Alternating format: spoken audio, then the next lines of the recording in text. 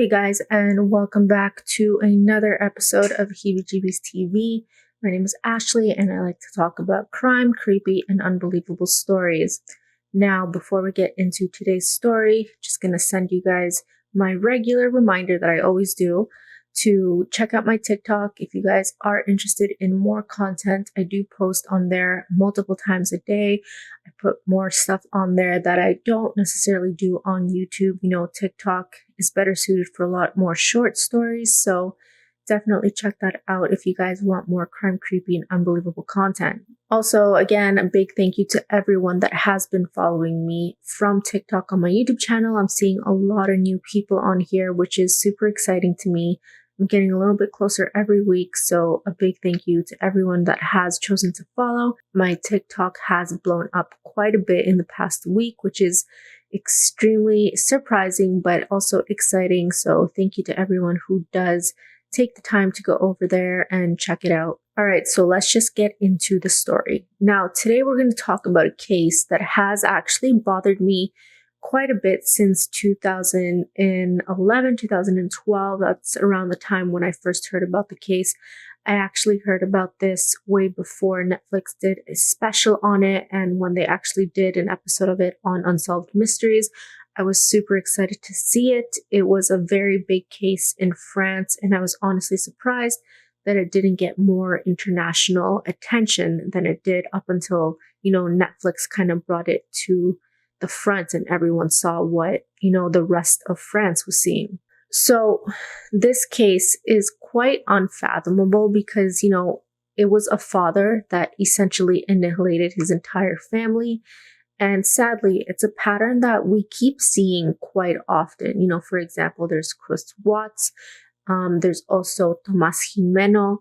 And I actually did a very detailed video on Tomas Jimeno and how he ended up taking revenge on his ex-wife by essentially murdering his two daughters. And I'll put the link up here for you guys, just somewhere up here, and I'll also link it in the description box if you guys are interested in watching that.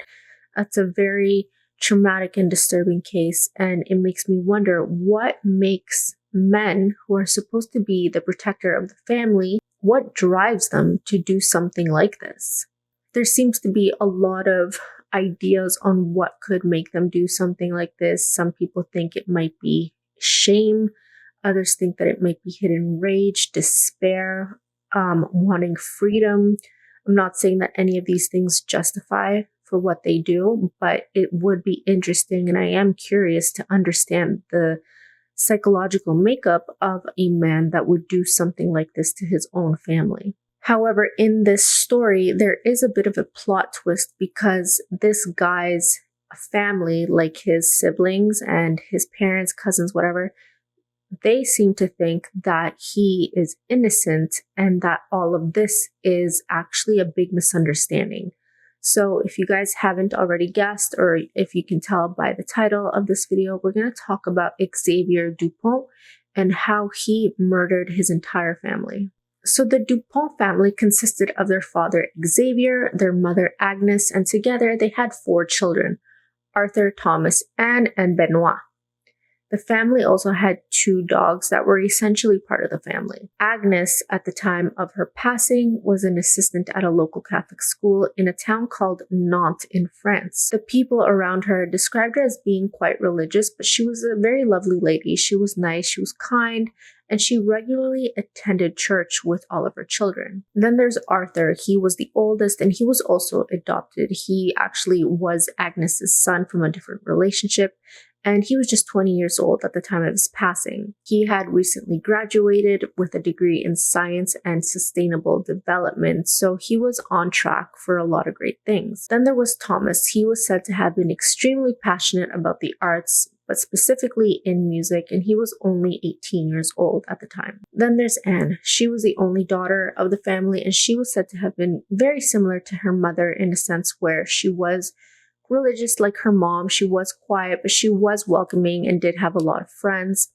And on the side, she would often do some modeling for a few clothing catalogs. She was still in high school at the time and was only 16. Then there's Benoit, and he was the youngest of the bunch. He was only 13 years old, and from what I was able to find, he was said to have been an altar boy at their church, and he was a big fan of playing the drums. Now for Xavier, we're going to focus quite a lot on him since the story does revolve around what he did.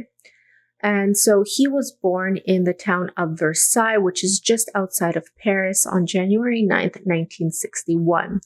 And from what I was able to find online, he did seem to have a fairly normal upbringing, except for the fact that his family wasn't just any ordinary family. You see, the Pont de Ligonnes family was actually aristocratic, and they originated from the Vivarais region in southeastern France, and their families had owned multiple chateaux, or castles in English, and they also had a few quite prominent family members that made up their family tree. For example, there was Bernard DuPont, who was the 6th Marquis de Ligonnes, which essentially means that he was a nobleman, which when it comes to titles is one right below a duke. Although these titles are now obsolete in France, they don't really get you anything these days. There's still a history there, there's still a lineage, and there are many aristocratic families that live in France and across Europe to this day. But it's this very fact that made this case so shocking and unbelievable to everyone, because you wouldn't expect someone from such a noble and aristocratic family to commit one of the most heinous crimes the country has seen. So in 1981, Xavier met his future wife Agnes when she was just 17 years old and he was 20. However, their relationship at the very beginning was extremely short-lived, and this ended up scaring Xavier away because, after all, he was still 20 years old. He still had a lot of life in him. He wanted adventure. He wanted to see what else was out there, so he ended up breaking up with Agnes in order to travel for the next full year. When he returned to their town, he was very surprised to see that Agnes was actually pregnant with another man's child. They weren't in a relationship at this point, but, Xavier realized that he really did love her, so he decided to marry her in 1992, and eventually he would go on to adopt this child as his own. The family would then go on to have a fairly normal life together, and they ended up having 3 more children. By the early 2000s, the family had moved away from Versailles and they had moved to Nantes, which is located on the west coast of France, which is known to be quite a cozy, friendly, family-friendly town. Their house was located at 55 Boulevard Robert Schumann. And this house, this image that you're seeing here, would soon be engraved into the minds of millions of people all over the world. Unfortunately, as time was passing, Xavier found himself in quite a lot of financial trouble. He was working as a salesman at the time, and he was also an aspiring entrepreneur, and he had attempted multiple businesses over the years. However, he wasn't having very much luck in this department. Instead, he ended up owing quite a lot of money with very little success to his name. In 1998, he had formed a company that was registered in Florida, and the purpose of this company was to assist foreigners with administrative and legal procedures in America that would essentially help them move across seas. Now, remember this part, this will make sense later on in the video. Then would come a very odd string of events, and although they were confusing at the time, no one expected what would end up happening. In July 2010, Xavier had sent some very odd emails to a bunch of his friends. He had said that one day there could potentially be an accident that affects his family. And he goes on to say that if this ever were the case, he hoped that his friends and family would always believe that this was never intentional, that he would have never done anything like this to his family, regardless of how much evidence the police would say was against him. Immediately, to me, looking back at what happened in the story, to me this seems like he had premeditated this a year in advance, and he had been thinking of this for quite a long time. At this point, you can kind of see that he's starting to form some sort of storyline to back up his future claims. On January 20th, 2011, Xavier's father passed away unexpectedly. His name was Hubert, and he had passed away due to a heart attack. So Xavier was in charge of cleaning out his father's apartment, and during that process, while Xavier was at the apartment, he ran into one of his father's neighbors named Michael. Michael would go on to say later on that he did notice a few odd things about Xavier when he was at the apartment. For example, he was asking Michael if he knew where his father kept his money and where he had kept the specific signet ring that he was looking for. Now, if you don't know what a signet ring is, they are traditionally engraved with a family crest, and they're often worth several thousands of dollars, and this is what they look like. They're usually worn on the pinky finger, and they're usually passed down as family heirlooms. So while Xavier was there, he didn't find any money, he didn't find the ring, but he did end up finding a 22 caliber long rifle. Then coincidentally, the following month on February 2nd, Xavier got his firearm license. Those around him at the time said that he never expressed any interest in firearms, that they never would have thought that he wanted to learn how to use one for any reason, so this was quite surprising. On March 12th, 2011, Xavier was then seen purchasing bullets for his rifle, and he had also registered himself at a local shooting range. And it was documented that he ended up visiting the shooting range 4 times between March 26th and April 1st. And if that wasn't already kind of suspicious enough, his shooting instructor remembers Xavier asking him about a silencer, how to use one, where to get one. And then, of course, that very same day, he was then seen buying a silencer at a nearby store. Later that month, Xavier was then seen again buying a few odd things, except this time, he had gone way out of his way and he had driven about 3.5 hours away from Nantes to purchase a few things at a few different stores. Some of the things he ended up buying that day were large bins of liners and a box of adhesive paving slabs. Then on April 1st, Arthur, his son, was seen leaving his school as he headed to work at a local pizzeria.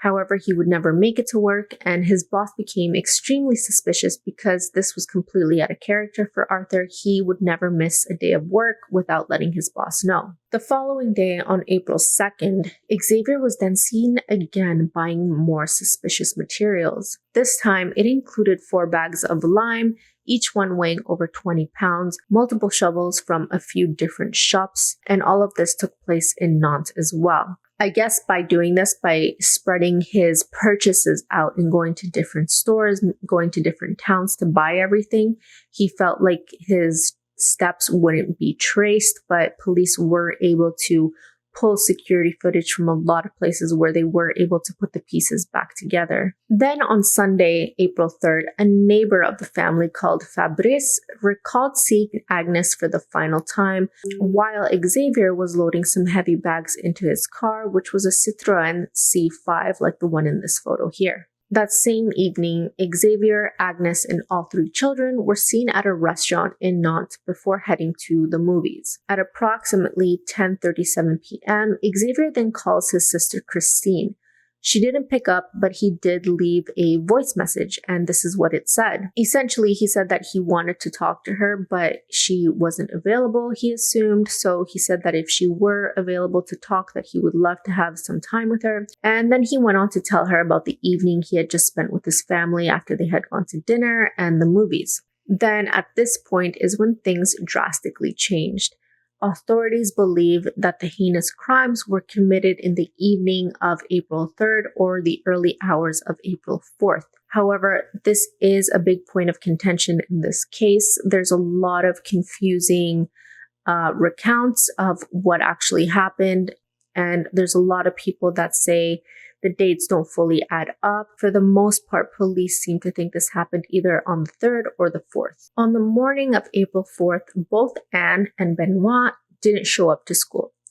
Xavier had actually called the school and told them that both of his children would not be attending that day because they were not feeling well. Their friends would later go on to say that they became extremely suspicious because although their friends were away from school, they were sick that day, they were still texting them and calling them whenever they had some free time. So these kids, they were texting their friends, but they weren't getting any responses for them, so they became extremely suspicious. The next day, on April 5th, Thomas was actually seen spending the day with his friend in a nearby town called Angers. They were hanging out, having a good time, and Thomas was actually supposed to spend the evening with his friend there. However, as he was hanging out with his friend, he ended up receiving a very alarming phone call from his father telling him that his mother had gotten into a serious cycling accident, that she was in a coma, that she was in the hospital, that the doctors were telling him that he was unsure if she was ever going to wake up and that he needed to return home immediately. So of course, Thomas starts packing up and he heads home, catches a train. Around the same time,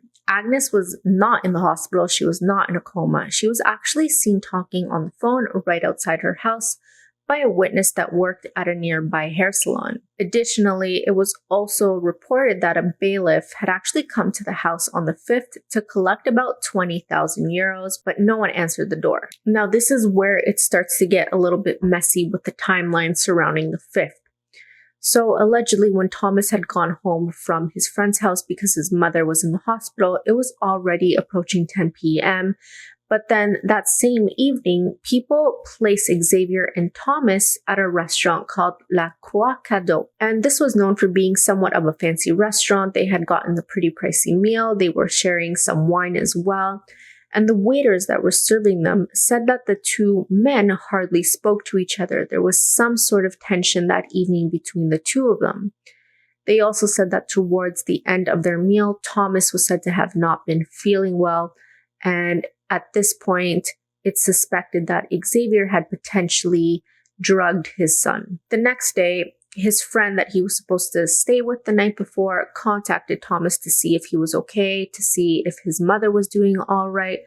But instead of receiving messages from Thomas like he had been used to, he received some very odd messages that did not sound like his friend at all. Those messages said, "I'm not coming to you. I'm really ill. I'm really ill. I'm not coming to class." Then 2 days later, Thomas's friend received some more odd messages. And this time they said, "I'm out of battery. My dad's looking for a new charger for me." And those would be the final messages that were received from Thomas's phone. Neighbors would then report multiple times over that week that they would hear the dogs howling for hours and hours in the middle of the night until one night they suddenly stopped. On April 6th, Arthur's girlfriend became increasingly worried when she hadn't heard from him in several days. And again, this was extremely out of character for him.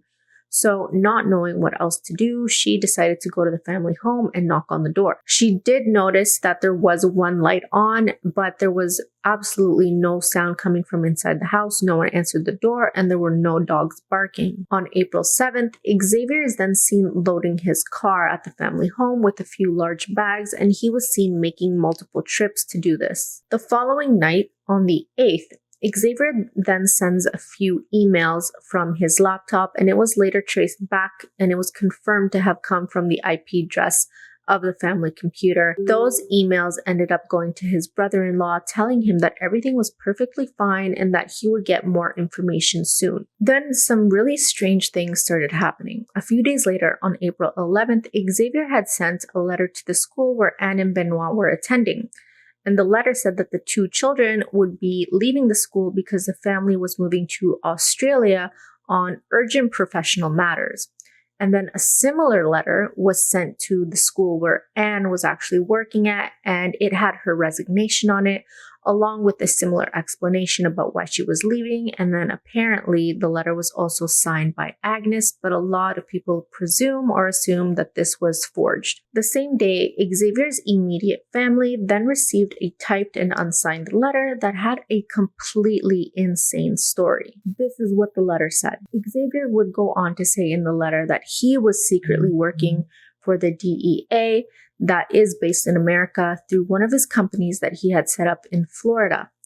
The goal of the DEA at this point is to seek information on the French nightclub scene relating to trafficking and money laundering. Conveniently, Xavier's company allowed him to organically make contact with a lot of people in this industry, specifically nightclub owners, so the DEA said that they deemed him to be the perfect informant. With all the information that he had collected and been exposed to over the years, He was supposedly now a star witness for an upcoming trial that involved some serious criminals. The trial was said to be taking place in the United States and would likely last several years. Because of this, him and his entire family were now in a lot of danger, and they had to relocate to the States as part of the witness protection program, and that he would no longer be able to contact anyone from his friends or family for the next several years.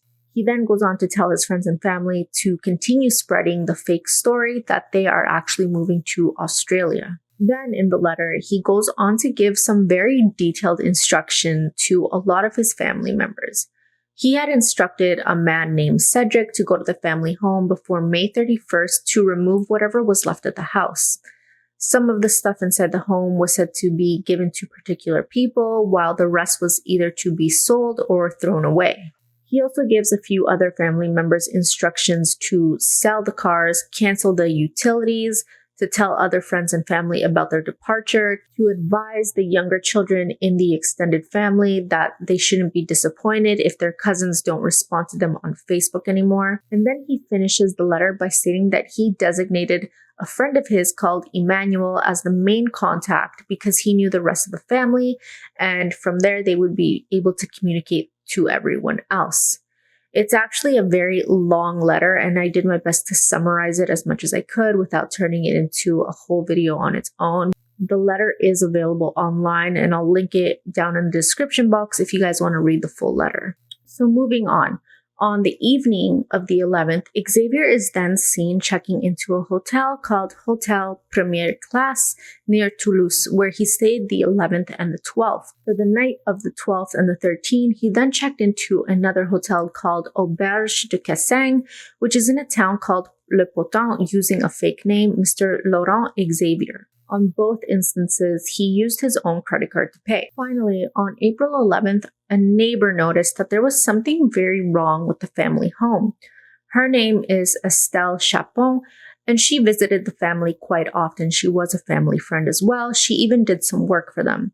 And at that point, she recalled that the house was always very busy. It was quite lively. There were a lot of kids going in and out of the house. So it was very normal to see the family almost on a daily basis, multiple times a day.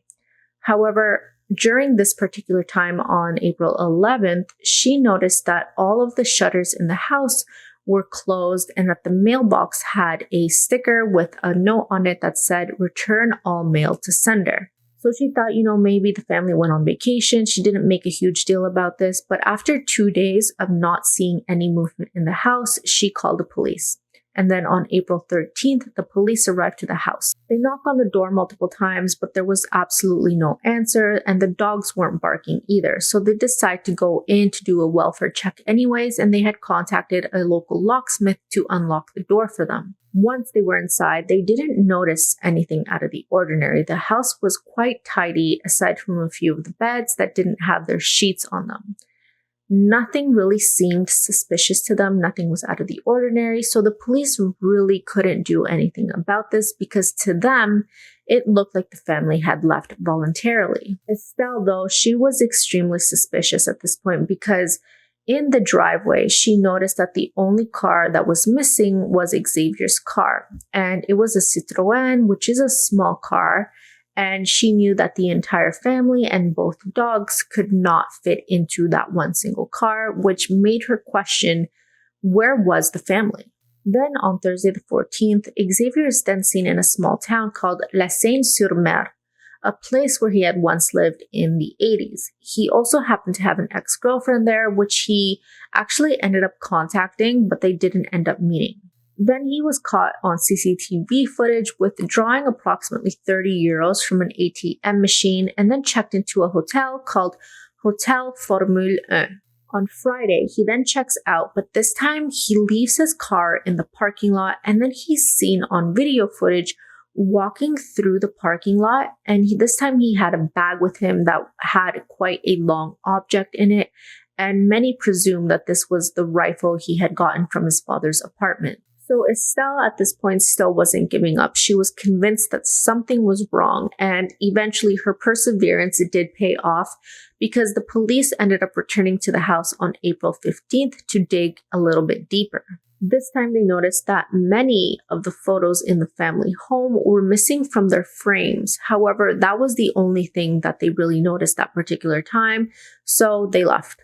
By this point, Agnes's family had heard that the family was missing, and they also could not contact Agnes at all. So they started to become worried. They also called the police, and they also started putting pressure on the police to keep looking. The police would then return to the house again on April 18th, on April 19th, and the 20th, but still they didn't find anything unusual. It wasn't until April 21st, the 6th visit that the police made to the house, that they finally found something odd. So I will put a picture here for you guys to see. There was something strange about the terrace in the backyard garden. So this prompted them to start digging in that particular area. All of this was actually happening in the middle of a conference that the police was giving to the news and the media about the family. By this point, it had become public knowledge that the family was missing and there was some mysterious circumstances around their disappearance. So the police were talking to the press about it. And in the middle of this conference, the officer speaking had to be pulled aside to take an urgent phone call. And that phone call is where they tell him that the officers at the home had just discovered several large trash bags underneath the terrace with several bodies inside. The bodies had been wrapped with blankets, tied up, placed inside, then the bags were taped shut right before being buried. Inside the bags were confirmed to be Agnes, Arthur, Benoit, and the two family dogs, along with a crucifix and the statue of the Virgin Mary. Thomas was actually found in a separate grave by himself. And it's actually believed that Thomas was actually killed at a separate time from the rest of his family, which would explain the dinner he ended up having with his father by himself at that restaurant where the waiter said they noticed that something was completely off. There was no trace of Xavier in any of these bags, and so at this point, that's when he became the main suspect. Later that day, police would discover his abandoned car at the hotel where he was last seen. So how did the family die? Well, this is what the autopsies tell us. Each of the children were found to have high doses of sleeping medication in them, but not Agnes. When it came to Agnes, she was actually using a sleep apnea machine because she had a hard time sleeping, and this particular machine actually recorded the timestamps of its usage. And the last time it was used, it was said to have been turned off at 3 a.m. on the morning of April 4th. It's widely believed that Agnes was actually targeted first, followed by the children. And each of the children were found to have 2 bullet wounds to their heads, except Arthur. He actually had an additional bullet to the heart. And coincidentally, all of these bullets matched the .22 caliber rifle that Xavier was known to have. So of course, police start interviewing the neighbors. They start asking people in the community if they had seen anything suspicious, if they had heard anything. And on that particular evening, no one reported hearing anything strange. No one reported hearing any sort of gunshot, which led officers to think that Xavier had indeed used his silencer. So as police took a closer look, they realized that there was no sign of a struggle on their bodies. There was no defensive wounds that you would expect if someone was fighting back. On top of this, all of the victims were also found to be wearing their pajamas. So it's assumed that this all happened while everyone was sleeping. Oddly enough, though, there was absolutely zero sign of blood inside the house. And this is not something you would expect from someone that literally shot their entire family inside the home. You would expect to find blood spatter on the walls, on the headboards, especially on the mattresses, on the pillows, on the sheets. But there was absolutely no sign of blood anywhere. And during the investigation, police did search the house thoroughly after they had found the bodies, but there was nothing that could prove that Xavier did this. There was no fingerprints that, would lead one to conclude that he was responsible for this. But there's also the fact that the family did live at the house. So it wouldn't be an odd thing to find fingerprints or DNA of each member of the family in the house. They did live there, so it's expected that you're going to find bits and pieces of their DNA all over the house. So of course, logic would tell you that Xavier did do this, and the fact that he had vanished kind of solidified this for everyone. So naturally, a manhunt began. Police started following his bank transactions, they started following sightings, and on May 10th, an international arrest warrant was signed off for Xavier.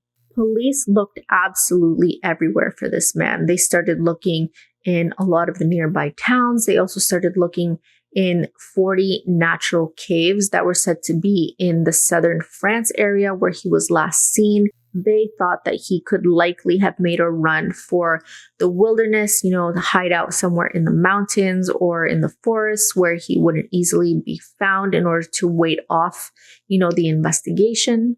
But sadly, the case went cold rather quickly because aside from the video footage and the records of him checking into multiple hotels, after he left that parking lot, there was absolutely no trace of Xavier. It was almost as if he quite literally dropped off the face of the earth. So we fast forward a few years. In 2015, a clue emerged, and it's heavily debated whether this was an authentic clue or not. A photo of Arthur and Benoit was sent to a journalist in Nantes where the family lived. And on the back of the photo, there was a note that said, "I'm still alive." So a lot of people think this could have been Xavier, which could make sense because the police did notice that there were family photos missing from the house. They had been removed from their frames. So it could potentially be true that Xavier did keep some of these photos as mementos and then sent a clue to police with one of those photos that he had stolen. However, there is a lot of people that think this probably could have just been someone playing a sick joke. After that, there have been thousands and thousands of leads that have led to absolutely nothing. On a few occasions, they did think they had found him, and they actually went so far with one of these cases where they thought a man had been boarding a flight, but they missed him at the airport, so they had to go to his destination. And when he got there, they arrested him, and the police was so convinced that they had arrested this guy. He actually spent some jail because police were so convinced he was Xavier, but thanks to DNA and fingerprints, it turned out that he was not the right guy. So the police had basically harassed this innocent man thinking it was him. But that leads us to today. There has been basically no progress in this case whatsoever. But that hasn't stopped people from speculating about why he did this and what could have potentially happened to Xavier. So let's go into that. So the next part of the video, we're going to talk a little bit about why he could have potentially done something like this to his own family. So of course, police start digging into Xavier's personal life and they start looking at his financials. And that's when they discovered that he was having a lot of financial problems and they were a lot worse than anyone believed. According to his friends, Xavier had multiple bailiffs looking for him in order to collect money, and he had also had several failed businesses all before this happened, and essentially he was broke. He had no money left. This meant that the family would basically have to sell their home, and a lot of people speculate that he was afraid of this happening because he would be seen as an absolute failure not only by his community, but by his family as well. And this was something that he couldn't handle, especially coming from a noble and aristocratic family. On top of all this, it was also discovered that Xavier was having an affair with a woman and he had ended up borrowing 50,000 euros from her. And he had told her that it was supposed to be for a business venture, but of course, he didn't use it for that, or we don't know if he did, but he didn't end up paying her back. And so she was one of the reasons why bailiffs were coming after him. His mistress wanted her money back. So I guess it's easy to presume that he likely did this because it was out of shame. He couldn't pay his bills.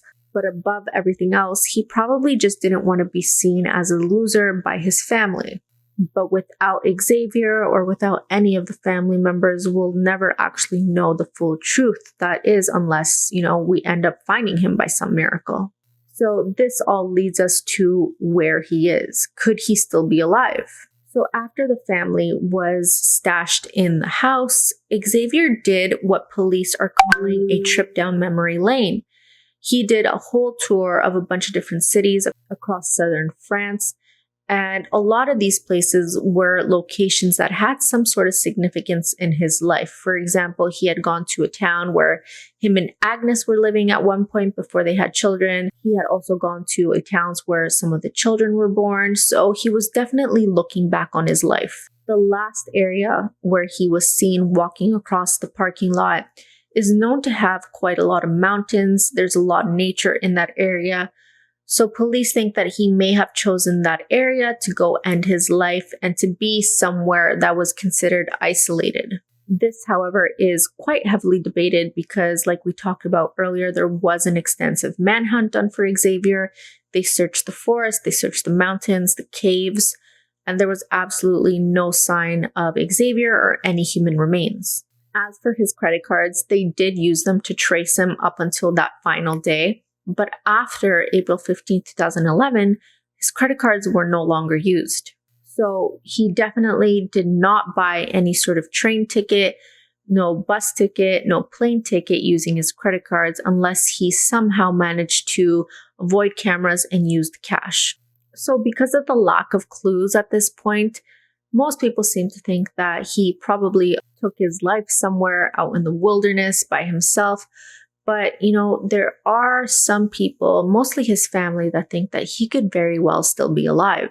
After the Netflix episode in 2020 that aired about the family, there was quite a lot of sightings that came forward. I think they said there was about 2,000 tips that came in after that episode. And there was one particular witness that was living in Chicago at the time, and they believed that Xavier was seen in that city. They were out that day, they were sitting at a park, and they were sitting at a bench when they heard someone speaking in French. Now, it's not necessarily the most common language to be speaking in Chicago, so this caught the person's attention because they had just seen the episode. So they turned to look at the person, and they said that this guy had a very strong resemblance to Xavier. So of course they called the tip in, but that's where that ended up going. Then there's the story of Xavier's lifelong friend, Bruno de Stabernath. And he actually ended up writing a book about the investigation he conducted on his own. And he too seems to think that Xavier is still alive, and he claims to know where he could be.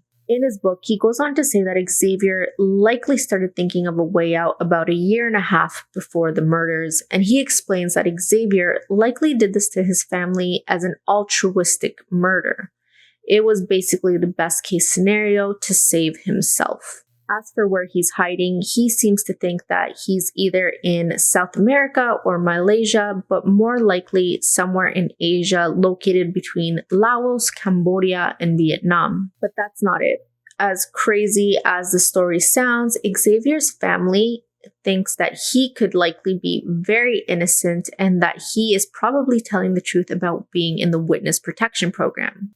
Police have also looked into this theory that he could be alive, and they seem to think that if he is alive, that he's getting help from his family, allegedly. So I found a few points about why the family believes that Xavier could still very well be alive, and we're going to go through them here in this next bit. So the first reason that the family believes that Xavier could still be alive is that there were up to 9 witnesses that claim they swear they saw Agnes alive after April 4th. Most of these people say that they saw Agnes walking her door, and she was supposedly also seen with Anne and Benoit after April 4th.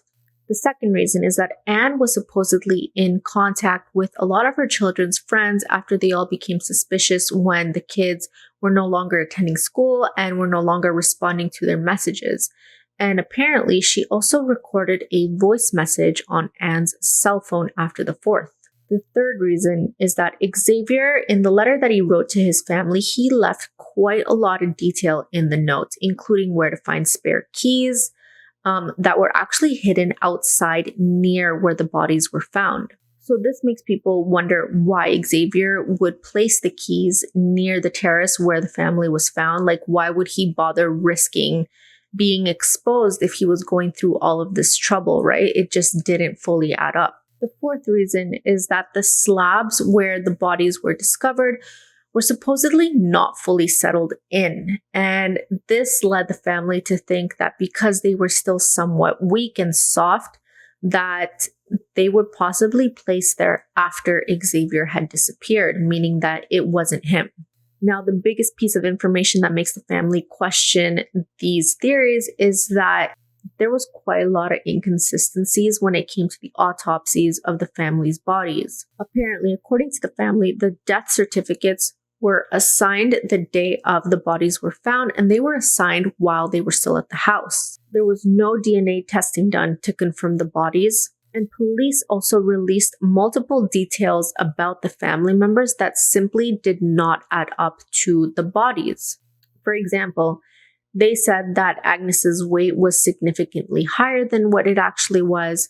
They also listed Arthur's height as being way shorter than he actually was, and they had also put Agnes down as a brunette when she clearly had gray hair at the time. This then led the family to believe that the bodies that were discovered probably weren't even the bodies of the family, and that it likely could have been some sort of staged cover-up in an attempt to fake the deaths of the family so they could actually escape to wherever it is they were going and, join the witness protection program. Unfortunately, the bodies that were discovered at the house were cremated, so looking up those bodies and doing some further investigation isn't really an option.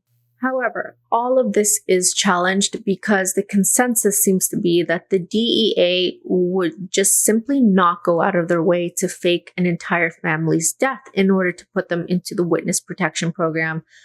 But we don't know. If you guys know, if you guys have an opinion on this, let me know in the comments. The next point that the family claims is that Xavier was known to have a very weak and frail back. And if you look at the photos where the family was discovered, under the terrace essentially means that he would have had to have dug this hole, being in a very uncomfortable and crouched position, which his family thinks that he just wouldn't have been able to do, especially on his own.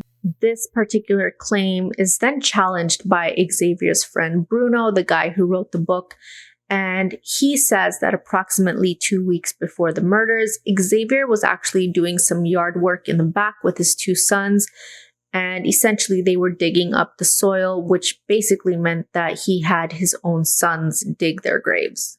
And the last point that makes the family believe that he didn't do this and could still be alive is that the amount of soil that was dug up to bury 5 people and 2 dogs was quite significant. And basically it would have created a huge mess and likely could not have been done without some sort of professional equipment. But when you go look at the pictures, it's quite the opposite. Everything looks pretty normal. You wouldn't have been able to tell that there was extensive work done on the property. This case is quite fascinating. It's a huge black hole of information. There's so many contradicting things. There's a lot of tips. There's a lot of people claiming different things. There's a lot of sightings of Xavier. It seems to be pretty divided. Half the internet thinks that he definitely took his own life up in the mountains in southern France, while others believe he did manage to escape. He probably had a whole other plan, especially his friends. His close lifelong friends seem to think that he did plan this and is alive somewhere else in the world. But that is where our story ends today. There is a lot of information. I know this was a long video, but let me know what you guys think in the comments. Do you think Xavier is still alive? I have a hard time understanding why anyone would do this to their own families, even if he was suffering from a lot of financial problems. But let me know your thoughts, or if you have any other case suggestions, leave them in the comments below and I'll definitely take a look. Alright guys, thanks so much for watching, and don't forget to check out my TikTok for more content, and I will see you in the next video.